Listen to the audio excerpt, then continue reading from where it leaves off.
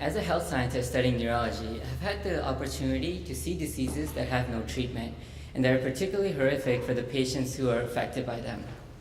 For example, before coming to AAAS, I was sitting across a patient who was just 9 years old, with a 95% chance that he would not live to see his 15th birthday. The reason I remember that day, though, is because that very morning I had read a journal article where some researchers used an exon splicing drug to reverse the mutation that was causing this child's muscle loss. That morning, we knew how to cure his disease. And yet, I sat across from him knowing that he could be dead before I could write a prescription. Why? This is the clinical and translational research spectrum. It starts with a basic science discovery, like the one those researchers made.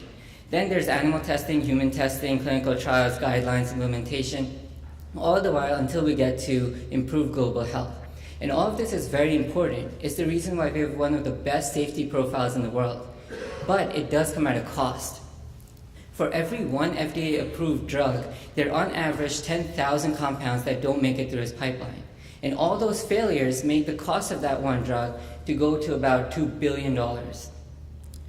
And that cost is paid for by patients who pay for those drugs, like Solaris, which treats a fatal blood disorder but ends up costing $37,000 every month.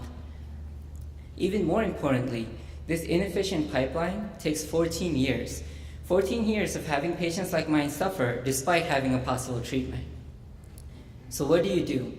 What do you do when you're frustrated of telling this story over and over again to patients and their families?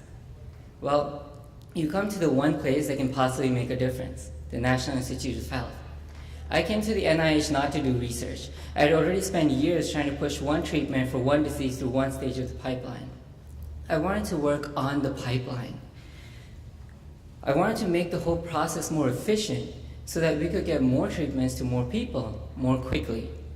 And I was extremely fortunate to work on the CTSA program, a $500 million effort across 50 universities that aims to tackle the systemic problems underlying getting treatments from the bench to the bedside. Problems like, how can we rule out failures earlier and make clinical trials more efficient? How can we engage patients and communities to lower medical noncompliance and expedite each step of the process? How can we train the next generation of health scientists to understand that the goal isn't a publication, the goal is to translate that knowledge into improvements in public health? Over the course of my fellowship, I learned how to think about these problems. I learned about ways to lessen their burden.